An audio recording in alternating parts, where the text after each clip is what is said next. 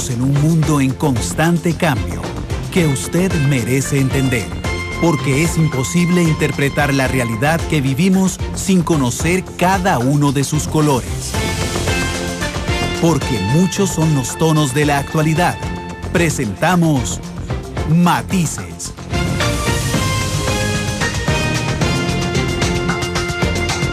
Una producción de Noticias Monumental.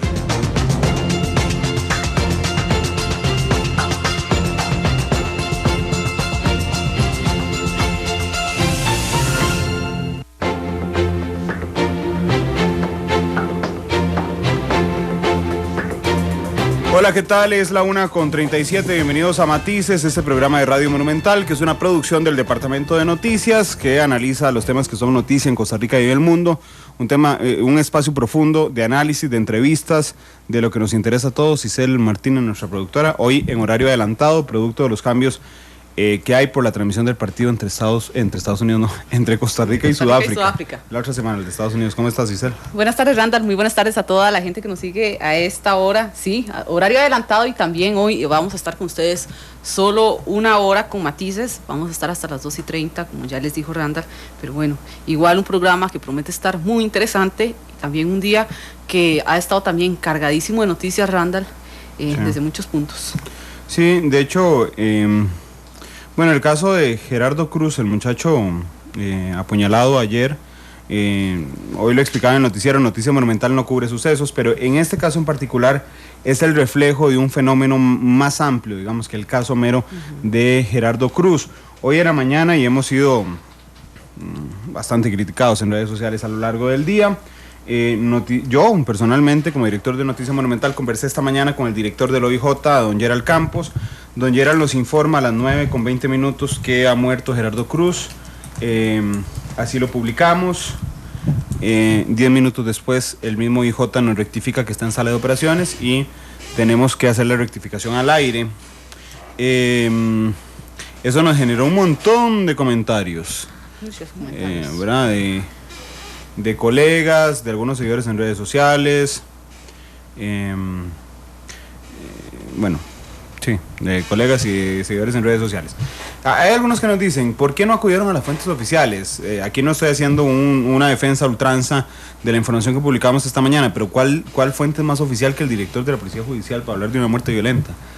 ¿Verdad? Bueno, él tenía la información incorrecta. Yo tampoco voy a crucificar al director del OIJ, pero bueno, entre todo, la verdad es que me alegra haber tenido que rectificar y no lamentar una muerte. Y como seres humanos, pese al ego periodístico, que a veces es grande, muy grande, algunos colaboradores, algunos de ellos que pasaron por aquí, es mejor rectificar a esperar por confirmar un fallecimiento. Así es que ahí está la explicación. Gerardo sigue luchando por su vida, salió de la segunda operación. Hoy conversábamos con la ministra de la Mujer, doña Alejandra Mora, quien yo creo que es una persona muy fuerte, que intenta siempre sacar adelante los proyectos en temas de protección a la mujer, pero en este tema del acoso callejero es complicado. Y doña Alejandra decía, yo no quiero que olviden que hay una forma de denunciar, que se denuncia, se hace, eso genera una contravención, pero después viendo el tema de las contravenciones, es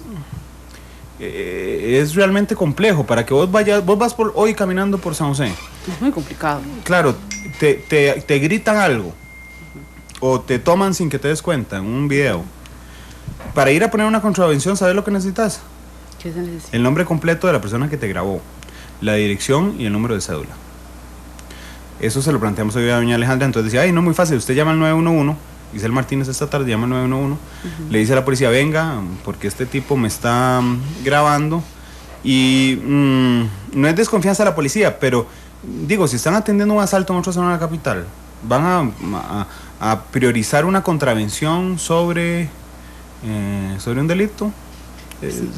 Es que a mí no me suena, la verdad. Hay cercos muy grandes y está en contra de eso. Yo creo que si en realidad en las autoridades y en la legislación propiamente hubiera una apertura para denunciar estos hechos, que no es el primero, que se da de muchas formas y que es muy criticado incluso por las mismas mujeres, de cómo a veces muchas veces se ven violentados los derechos, el problema aquí es eso específicamente, que hay un gran muro para poder denunciar todo eso y para que se preste atención. A veces hay buenos jerarcas que llegan a las autoridades, doña Alejandra Mora está haciendo un buen esfuerzo, pero a veces el mismo sistema no le ayuda, no le ayuda a hacerlo. Es el sistema lo que no le ayuda. Es el sistema lo que no le ayuda. Sí, bueno, ese es uno de los temas más importantes de las últimas horas. El otro tema es el Premio Nobel de Literatura que se dio en Suecia esta mañana a una periodista bielorrusa. Voy a leer el nombre, lo siento, pero es que no me lo sé de memoria. Svetlana Alexievich es la ganadora del Premio Nobel de Literatura. Ella escribe sobre historia, hace una cosa que en periodismo le llamamos reportajes literarios. Es decir, son reportajes absolutamente apegados a hechos reales, pero narrados de una forma de historia. Es un género periodístico hermoso ese. Sí, es precioso. Sí. Ella escribe sobre la Segunda Guerra Mundial, el papel de la Unión Soviética, y escribe también sobre los últimos años de la Unión Soviética, la crisis del comunismo que terminó con que se deshiciera, ¿verdad? La Unión Soviética y pasara Rusia, digamos, a contraerse y convertirse en Rusia. Esos son dos temas que me parecen importantes, pero como hoy el programa es más corto, vamos de una vez al tema de fondo, ¿te parece? De una vez. El tema de fondo hoy es el cine nacional, Presos, una película, yo ya la vi, es una película muy buena, que deja, además, te da un prisma diferente de una realidad de los presos, por eso se llama así la película. Hoy tenemos al director de Presos, Esteban Ramírez, que está con nosotros. Yo hice un reportaje sobre el final de la película. No, Esteban, ¿cómo estás? Muy buenas tardes. Muchas gracias, Ander y Isel, por la invitación. Aquí seguimos todavía en cartelera, sexta semana. Te estaba contando fuera del aire que se nos vino Peter Pan, ¿verdad? Que obviamente está recontra conocido y que es una película para niños, y que desgraciadamente, a pesar de que las salas de fin de semana, para nuestro orgullo y nuestra satisfacción, estaban todavía llenas, desgraciadamente por un espacio, nos han sacado. Entonces, también para contarles a los que no lo han visto, vamos a estar en Terramol, en el Mall San Pedro, y una tanda a las 7:30 en Cinemark del Este. Ok, esos son los cines en que lo mantienen. Sí. Aún. Ok. Por eso, ¿de dónde nace la película? Yo la vi, te voy a decir, me pareció una película de enorme calidad en producción, de enorme calidad artística, me encantó el guión. Qué bueno, perdón que te interrumpa porque... Hoy es una conversación, ¿querés café? Perdón, qué falta de cortesía. Vieras que 4 cafés. Te agradezco mucho, Vandal, que hables del guión, ¿sí? Porque normalmente, hay que entender que el guión de los procesos más complejos. ¿Por qué? Porque hay 1000 posibilidades cuando estás contando una historia, ¿verdad? Si la hago una semana, si la hago un año, si hago con 3 personajes, 5 personajes, el personaje se muere. Entonces es muy difícil a veces, ¿verdad?, realmente concretar una buena historia. Y normalmente se ha dicho que el cine costarricense, la debilidad es el guión, y precisamente es lo más difícil. Y algo que ha pasado es que, es que a nosotros nos comparan con lo que se exhibe acá. Y lo que se exhibe en Costa Rica normalmente es lo mejor del mundo. Es decir, cuando viene una película extranjera, danesa, si viene acá es porque ganó en Cannes, porque fue nominada al Oscar. No viene la película número 36 danesa, ¿verdad? Que probablemente tengan problemas. Entonces, te agradezco mucho que hables del guión, porque normalmente se ha dicho, y sí lo trabajamos, la verdad fue un trabajo fuerte, largo, y yo lo coescribí con Walter Fernández, y también creo que también tiene un mérito el editor, ¿verdad?, que se llama Berto Ponce, que es un editor argentino con más de 25 películas, que normalmente el guión, dicen que uno siempre de verdad hace 3 películas, uno es la que escribe, uno es la que filma y otro es la que edita, y en la edición también se termina de reescribir muchas cosas. Sí, es un proceso muy interesante. Yo creo que a veces como espectador perdemos ese pensamiento de que es un proceso tan amplio, porque yo recuerdo los primeros cursos de cine que llevé en comunicación y de producción, esa fue una realidad que yo no me encontraba como espectador. Yo decía, claro, esta película alguien se sentó, la escribió y ahí está lo que escribió, y no es así.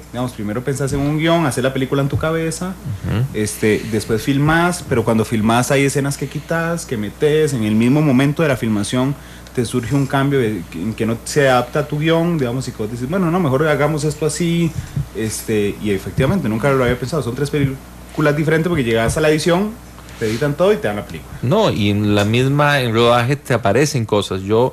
Mi método es siempre un poco mejorarlo, es decir, siempre desconfiar de lo que he hecho hasta ese punto.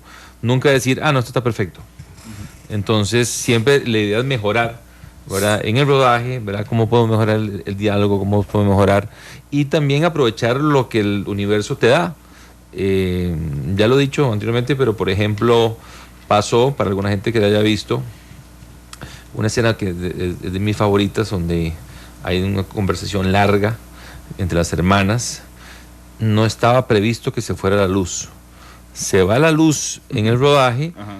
Y algo que pudo haber sido, porque no teníamos presupuesto para tener una planta, porque es muy caro tener una planta 6 semanas, ahí precisamente se me prende el bombillo.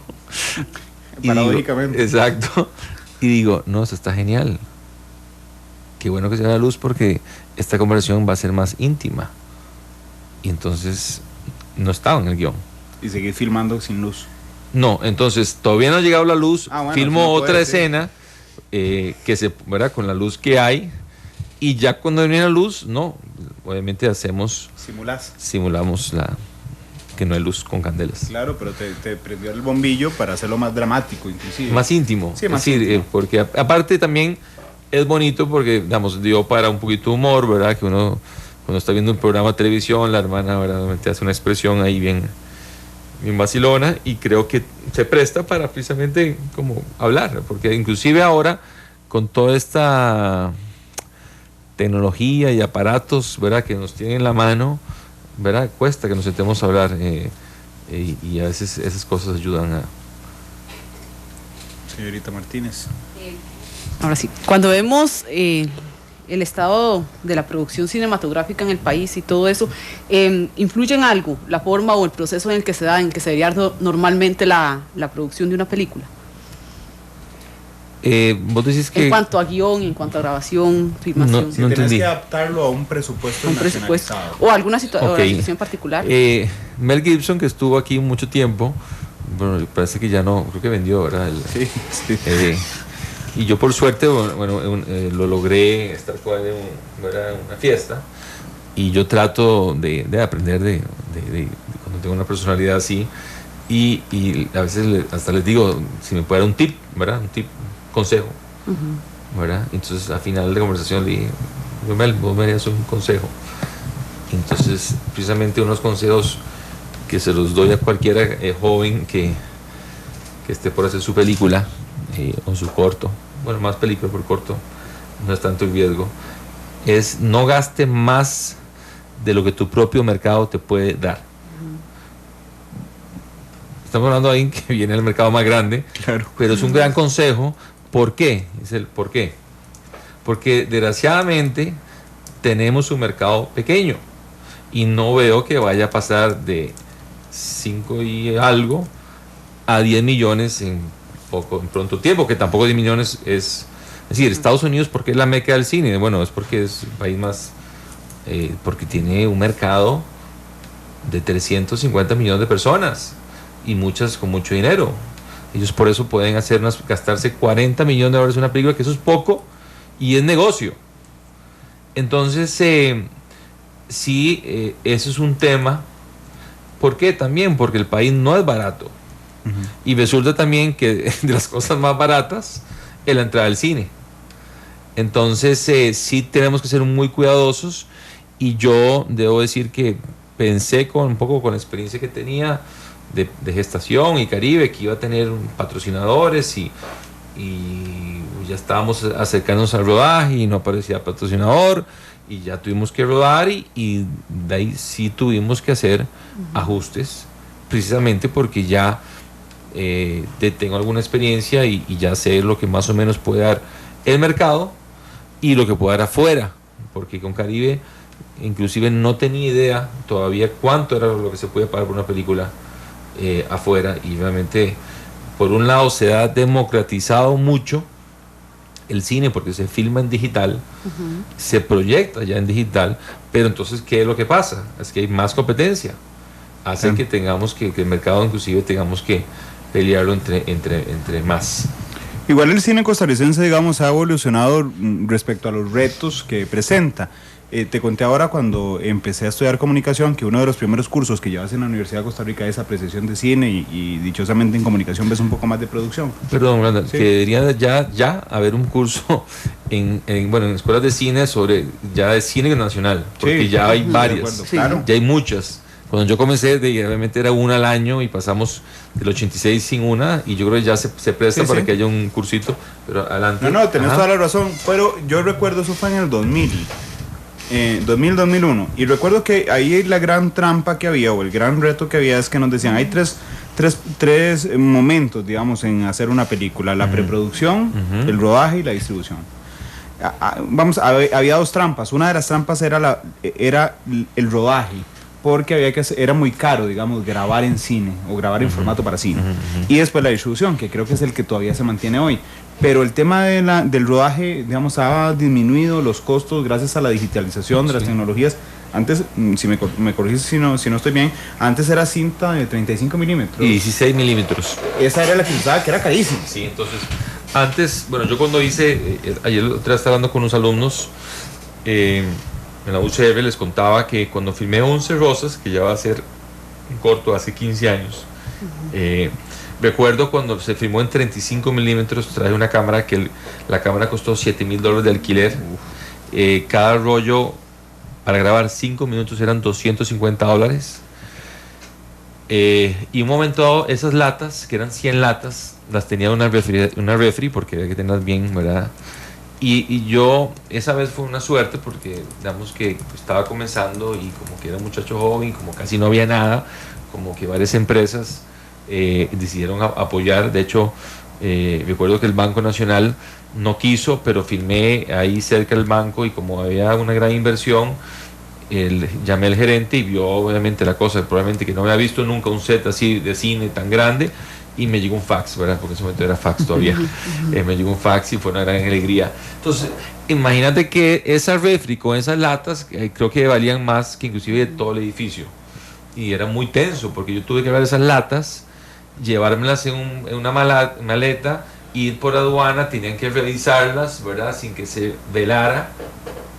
Claro. Ir hasta Nueva York, y hasta que no estoy en Nueva York, un mes después de que se filmó la película, no sé si tengo película. Puede haber un error. Por dicha, no hubo un error. Es exactamente el cambio que hubo con toda la gente que filmaba, tomaba fotos en 35 milímetros en foto, y tienen que ir a revelar, ahora que la tienen instantáneamente, y que para un selfie se toman 100 fotos, por eso salen tan bonitas los selfies. Es decir, antes los selfies no salían tan bonitos, ¿verdad? Entonces también tenemos esa ventaja de que podemos gastar en digital. Igual, eso sí, siempre el tiempo, y siempre se ocupa gente muy especializada. Digamos, un director de arte no lo encontrás en la calle y le decís, mira, venía a hacer esta película, o un asistente de dirección, menos un director de fotografía. Entonces siempre esa parte todavía es cara, y alimentar a la gente es cara. Pero el material físico de grabación no es tan caro como antes. Ya no, es que exactamente como ya hay cámaras, de verdad, que cuestan $1,000 de los precios de ese corto. 7,000 era el alquiler. Alquilar. Y eran cajas de cajas. Además, ocupábamos 2 asistentes, porque para hacer un cambio de punto de vista de la cámara, había que tener 2 asistentes para moverla. Impresionante. Entonces, realmente es una buena época para querer hacer. Lo único es que ahora hay más competencia. El tema de la distribución siempre se ocupa dinero, ¿verdad? Para publicitar la película, porque de nada sirve tener una gran película si la gente no se entera. Está el boca a boca, pero también necesitas algo más. Sí, y más porque lo que te digo es que no puede estar tanto tiempo para que hubiera el boca a boca, porque cada fin de semana, que eso es algo que no viví con las anteriores, está mucho más dura la competencia, inclusive entre Hollywood, porque cuando yo estrené Gestación, yo perdí una tanda la 6ª semana, con presos perdí tanto en la segunda semana, siendo la segunda película, porque el segundo fin de semana habían 5 estrenos. Hay como ver 5 estrenos. Y hay salas que son de 3, de pantallas. Yo Guarde hubiera sido la segunda semana el número 6. Claro, de Guarde. Me sacan de todo. Sí. De hecho, vamos a una pausa, es la 1:57, regresamos para meternos a la película, ahora sí que nos contés cómo surgió la idea, de qué se trata, para que la contés vos, porque yo todo el problema es que si la cuento voy a revelar detalles que a veces Esteban no quiere que cuente. Vemos el tráiler, cuando regresemos 1:57, vamos a la pausa y volvemos con más de Matices.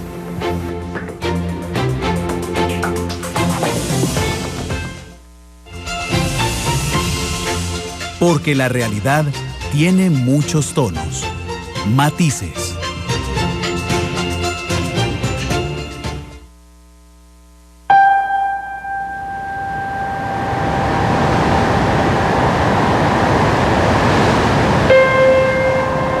Si usted me deja hacer esta entrevista y no soy lo que usted anda buscando, solamente va a perder 5 minutos de su vida. Pero el parcero no cometió un error, cometió un delito.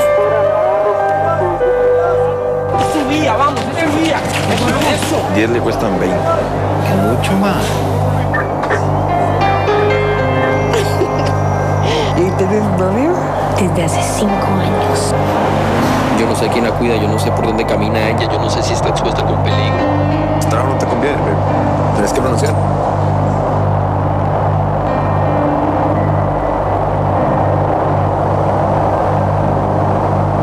Es que no quiero. Me fallaste, mentiste. Hay cosas en la vida que son muy difíciles de olvidar. Se quedan aquí. Pajarillo, pajarillo, que vives en el... Porque eso no lo hace más bueno, ¿verdad? Lo hace cambiar. Soy la noviecita. Al chile, mi chiquito, ¿usted qué cree? ¿Que yo lo haga haber hablado, pa? Ella es mi novia y a mí sí me importa lo que le pase. Que si se tiene que equivocar, que se eequivoque, ¿qué importa? Yo soy de confianza, ¿sabe dónde vivo? ¿No la vas a ver? En La Habana, madre. Debería ser más agradecida, hija. Todas las mañanas,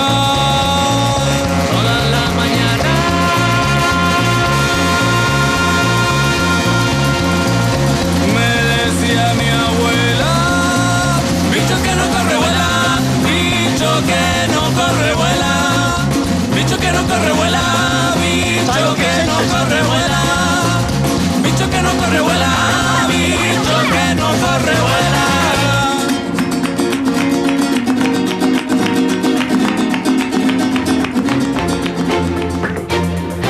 2:04 minutos estamos 2:04 minutos estamos en Matices con horario especial. Y bueno, lo que estaban escuchando a quienes nos están siguiendo en este momento por 93.5 FM, y también que pueden observar los que están en este momento o en horas de la noche por Canal 2, es el tráiler de la Después película del partido de la Cele Presos. gana, vamos con Matices. Sí, exactamente.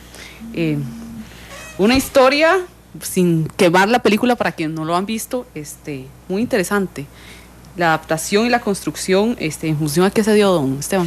Bueno, se debe al documental Los Presos, que está en YouTube, de mi padre, Víctor Ramírez, que formó parte de un grupo de documentalistas muy importantes de los años 70 que hacían precisamente documentales muy críticos de nuestra sociedad sobre el alcoholismo, la prostitución, la energía. Inclusive hay uno que mi papá que hizo que se llama Tengo Cuerpo, muy interesante, inclusive ver en ese momento nada más hay una escena donde ahí sale una persona corriendo y lo agarraban porque en ese momento nadie corría. Hoy en día eso es toda una... Entonces todos esos documentales tan importantes, mi padre hace Los Presos, yo lo veo muy joven y no solo me impacta y me hace abrir mi mente, abrir mi corazón en el sentido de tener, ¿verdad?, más apertura y tener más entendimiento con estas personas que normalmente que están ahí privadas de libertad en condiciones totalmente casi miserables y que es básicamente mucho por las circunstancias difíciles en su mayoría, ¿verdad? Porque también ahí se ven escenas de niños en la calle muy duras, que claro, cuando un niño está en la calle y no tiene que comer, ¿qué va a hacer? Entonces, ese documental que me pareció genial, y la experiencia que mi papá tuvo de entrar en una cárcel activa, de documentar, yo quería tenerla, y en este caso con una ficción tal vez un poquito más complejo, porque los privados de libertad tenían que actuar. Hay alrededor de 12 privados de libertad que actúan en la película. Solo de todos los que ven en la cárcel, solo dos son actores, Leiner Gómez y Freddy Víquez, que por suerte son grandes actores, y se sienten, creo que uno de los logros de la película, debo decir, aunque es feo hablar de, es que, ¿verdad?, no se siente quiénes son actores y quiénes no. Entonces, y yo quería tener esa experiencia, que para mí, de nuevo, como mi papá ya me lo ha dicho, que fue interesante, que lo recibieron con los brazos abiertos, que, ¿verdad?, yo también la tuve. Es decir, habían 200 privados de libertad interesados en actuar en la película, de los 1.300 que estaban en puesto 10. Inclusive, obviamente no pude meter a todos, pero en general, de verdad, fue un apoyo muy grande el que tuve. Cada vez creo que hubo más compenetración, y no solo fue importante lo que hicieron delante de la cámara, sino fue importante lo que hicieron detrás, porque me motivaron mucho a que esta película se hiciera, existiera. ¿Puedes contarle la trama a los oyentes? Sí. Y a los televidentes de esta noche. Entonces, la película se llama Presos, no Los Presos, porque ya con mi edad yo mismo me he sentido preso de muchas cosas. Entonces, esa es la metáfora de la película, y la protagonista se llama Victoria, encarnada por Natalia Arias, que es la chica que fue la amiga de la protagonista en Gestación, que tiene una escena que muchos recuerdan del zapatazo, ¿verdad?, donde defiende ahí a Jessie. Y entonces una chica de 21 años que por una crisis familiar, donde el padre se va con una mujer mucho más joven y deja la casa, la madre, una madre débil, no los logra, ¿verdad?, no tiene la fortaleza para asumirlo, y cae en una depresión, y ella tiene que asumirlo, y ella tiene que también trabajar, y eso la hace salir del colegio. Entonces, bueno, la película comienza cuando ella está un poco en un momento donde dejó el colegio, ¿verdad?, no terminó el bachillerato, su papá regresa a la casa, tiene un novio, una relación como estable, como lo que la sociedad es lo que, ¿verdad?, te dice que tienes que tener, y ya de años. Y entonces ella está necesitada porque quiere, de nuevo está presa como de no tener en ese momento dinero, no tiene trabajo, precisamente por no tener bachillerato, no ha logrado tener un buen trabajo, y encuentra una oportunidad con un colombiano que se llama John Jairo, que hay una escena ahí, ella se la juega, a pesar de que casi que dicen que sin bachillerato no hay forma, que le den esa asistencia, y logra el trabajo. Y este personaje, John Jairo, que trabaja en esta empresa de seguridad, le da un celular que le dice que es de sus clientes, de sus amigos personales, y ahí recibe una llamada de un privado de libertad, ¿verdad?, donde está la grabadora, ¿verdad?, donde advierte que es una llamada a la cárcel, y ella se asusta. Ella le dice que cree que inclusive que es una equivocación, pero porque son 2 veces la que llaman, y John Jairo le dice no, que es un amigo, y por ahí va la cosa. Por ahí va, y ahí sigue. Ahí sigue. Sí, es súper interesante. El papel te lo decía fuera de micrófono, el papel de Natalia Arias, que es Victoria, es impresionante. Yo no sabía, no lo noté, lo de la diferencia entre los actores y los privados de libertad. ¿Cómo conseguiste entrar a grabar a la cárcel? Digamos ¿Qué hiciste? ¿Hiciste un concurso para los privados de libertad? ¿Qué hiciste? No, bueno, por suerte fui a donde el Ministerio de Justicia, y recuerdo el viceministro de ese entonces, de la administración Chinchilla, Rodríguez, muy buena gente.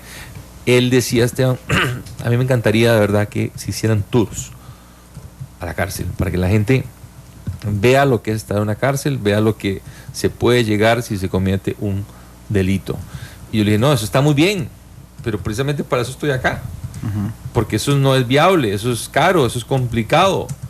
Déjeme entrar a la cárcel, deme el apoyo, y yo trato de, precisamente, y eso es el valor que tiene el cine, es de llevar y retratar con nuestras cámaras y con una historia que ojalá sea entretenida, para que ellos vean lo que es una cárcel real en Costa Rica. Entonces, yo tenía, de nuevo, vuelvo al documental, como esa inspiración muy fuerte, que yo quería hacer lo que mi padre hizo, ¿verdad?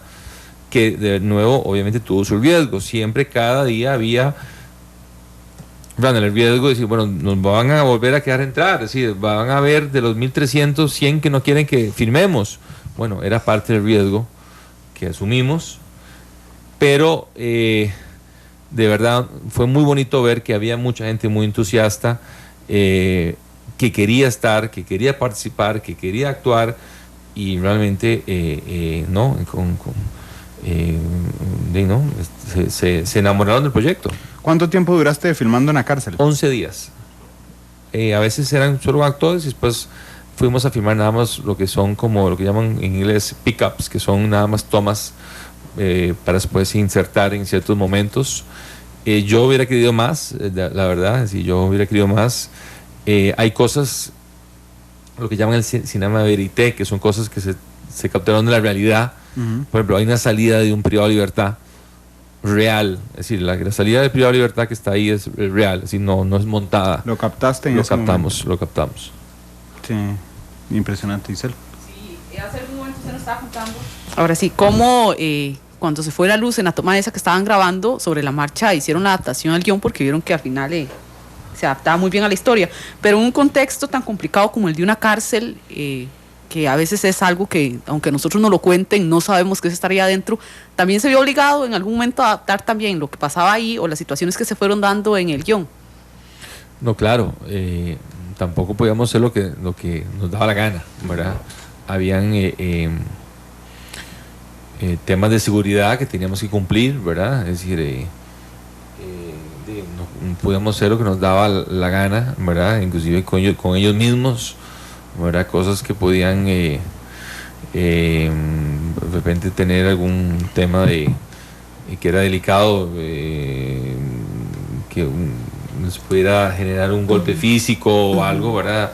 No se podía hacer. Entonces, hay una escena de una pelea particularmente que debe ser muy complicada. Sí, precisamente igual para ellos no tanto, porque los que la hicieron, ellos lo han hecho en la vida real, es decir, han tenido esa experiencia.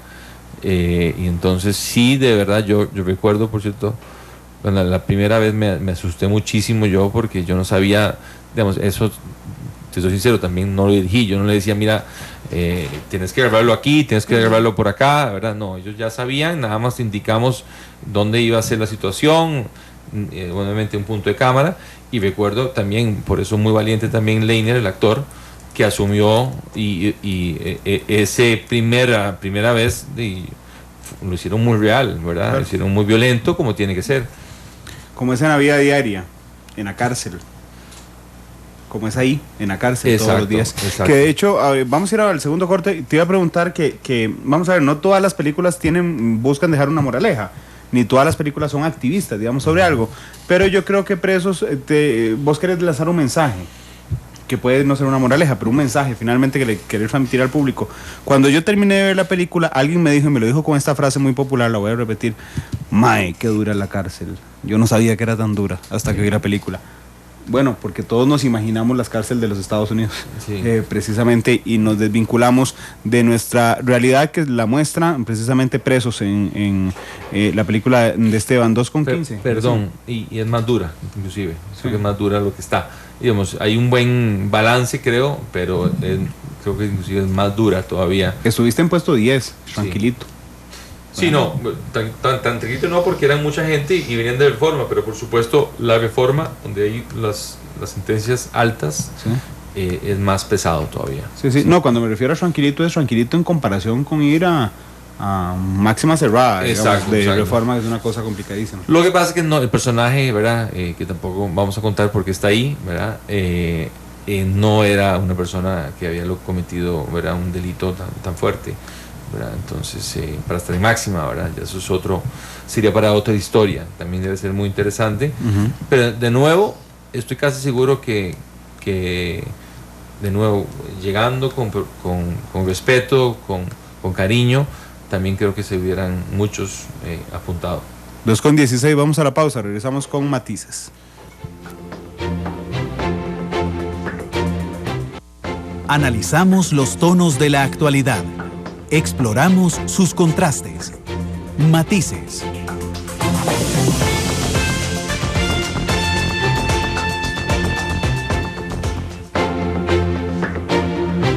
Dos con 20 minutos. Estamos ya en la parte final de Matices. Les recordamos que hoy estamos hasta las 3:30 de la tarde con un programa bastante ameno. Está con nosotros hoy el cineasta costarricense Esteban Ramírez, quien hace algunas semanas estrenó la película Presos, una producción cinematográfica que marca una realidad social muy importante dentro de la cárcel. Don Esteban, y ya ha pasado mucho tiempo, precisamente desde el cortometraje que usted citó ahora hace algún momento, 11 Rosas, 12 Rosas. El primer corte que hice, que fue como donde ya hice algo como en serio, que yo me sentí como que podía, fue en 98, fue Rehabilitación Concluida. Ajá. Ese fue el primer. ¿Y en qué año fue ese? 98. En 98. Bueno, más adelante, no gestación. Por favor, los cálculos de mi edad, ¿verdad? Ya no bueno, han pasado 17 años. 17 años. Como decía una amiga, me dice, el joven cineasta. Bueno, ya no tan joven cineasta. Fui joven cineasta un buen tiempo, ya no tanto. Sí, no, pero, ¿puedo preguntarte cuántos años tenés? Tengo 41. Sí, no, sos un joven cineasta. O un cineasta joven. Sí. Sos un cineasta joven.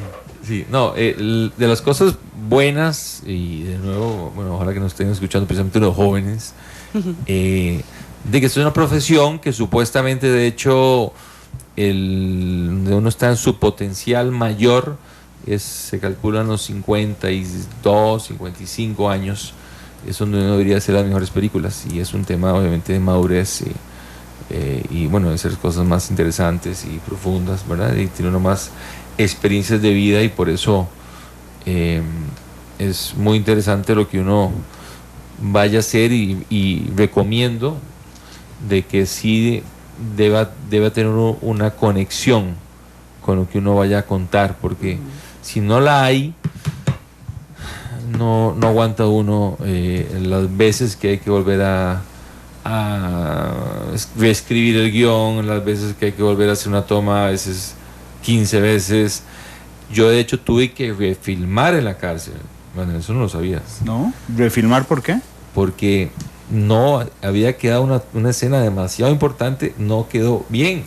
No quedó bien como vos querías. Exactamente. Sí. Y de hecho fue un poco triste, porque normalmente se hace una fiesta al final del rodaje principal donde todo el mundo está feliz y qué dicha que terminamos, y yo sabía que no habíamos terminado. Que lo habías visto. ¿Ya habías visto? No, yo sabía que no, es que uno sabe que no, y de la película no sería lo que es ahora, y fuimos al mes. Ahora fuera de aire te voy a preguntar cuál es. Okay. Fuera de aire. Sí. ¿Ya vas a preguntar algo? Yo tenía una última. No, te puedo contar, es todo el momento del primer encuentro, sí, de la protagonista y el privado, que es fundamental. Jason. Sí. El primero donde ellos se encuentran es muy importante. Entonces eso no había quedado realmente bien, pero bueno, por eso hay que tener mucha pasión en lo que uno vaya a contar para sacar la energía.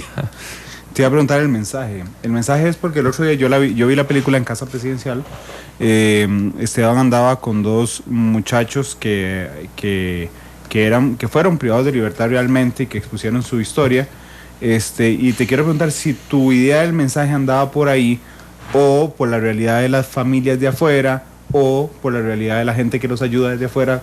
¿Por dónde andaba tu mensaje? Yo creo que en parte la riqueza de la película es que hay varios temas, ¿verdad?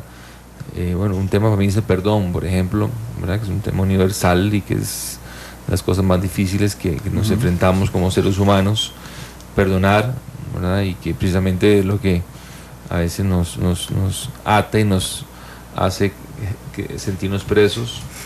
Pero una fundamental para mí es que la gente realmente pueda ver a un privado de libertad como un ser humano, ¿verdad? Que tiene familia, que tiene también deseos de superarse, tiene amor, y que a veces, en la mayoría de los casos, se le juzga toda su vida por un hecho, un momento determinado, y que la gente también, volvemos al perdón también, que la gente también nos perdone, claro, porque igual podemos ser nosotros, y a veces de verdad creemos que esa realidad es muy lejana, no. Es decir, todos estamos muy cerca de poder llegar ahí. Y igual los juzgamos durísimos y queremos que sufran cuando nosotros mismos, hay una parte que es casi un espejo, ¿verdad? Y entonces todo eso es un poco lo que yo quería que la gente salga pensando, reflexionando. Me pregunta un compañero que nos está escuchando en la redacción, Esteban Arone, ¿estás pensando en una cuarta película? Sí. Bueno, ya yo, es interesante porque de hecho recuerdo cuando salí del país y uno tiene que poner la profesión, ¿verdad? Y al principio, bueno, hace 10 años decía, bueno, ¿qué pongo? Si realmente, bueno, no sé, voy a hacer esta primera película, no sé si haré otra.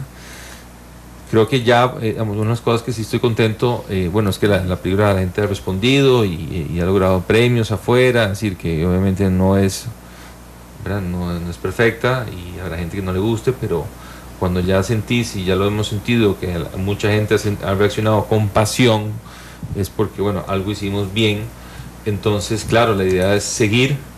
Y el negocio, como es el negocio de Hollywood, como negocio, porque sí es un negocio difícil y también vuelvo a los jóvenes que espero que me estén escuchando. ¿Lo ven jóvenes? Sí, mucho. De hecho, hay mucha audiencia entre 20 y 35. Sí, no, que esto al final es una carrera a largo plazo y que el negocio es la cantidad, es decir, y que igual, desgraciadamente, no es tampoco, si ven solo el negocio como dinero, mejor dedíquense a otra cosa, ¿verdad? Si se hace algo bueno, al final, bueno, eso logra también que genere. Pero sí, estamos con otros proyectos. Sí he aprendido y creo que es recomendable ir trabajando varios proyectos a la vez. Porque también me ha pasado y ha sido muy doloroso que he gastado un año en un guión que he tenido que decidir, decir y aceptar que no sirve. Entonces quedas así como... Claro. No viendo para el ciprés, como decimos nosotros. Gracias. Esteban, muchas gracias por haber estado aquí. Si lo oyen jóvenes, porque no acortaron el espacio. ¿Sí? ¿O fue que se me hizo rápido? No, hoy bueno, las dos cosas. Hoy está más corto, pero ese fue rapidísimo. Bueno, okay, entonces... Pero bueno, gracias por haber venido. No, muchas gracias a ustedes, de verdad. Además vos me dijiste que vos escuchabas matices, eso significa que si lo oye gente joven. Gracias. Es una buena muestra. Sí. Gracias, sean felicidades. No, muchas gracias. Terramol, Mall San Pedro, Cinemar del Este y probablemente algún otro cine, ¿verdad? Ahí sigue vigente. Ahí sigue. Y todo el apoyo de parte nuestra. Felicidades por la película. Gracias, muchas gracias por la invitación. Isabel, muchas gracias. Buenas tardes. Gracias a ustedes que nos acompañaron, que nos escucharon, que nos verán en la noche en Canal 2. Hoy hay cambio de programación. Sigue Oro y Grana, su programa deportivo. Después sigue Pelando el Ojo a las 3:30 hasta las 5:30, a las 5:30 un resumen de Noticia Monumental, a las 6, 120 minutos edición especial, a las 7 la transmisión desde el Estadio Nacional del partido Costa Rica versus Sudáfrica, donde ahí vamos a estar brincando, y a las 10 minuto final, y a las 11 matices, hoy a las 11, bueno, y el podcast mañana y el video mañana en YouTube. 2:28, feliz tarde, mañana hay un programazo, mañana les decimos 2:28, feliz tarde.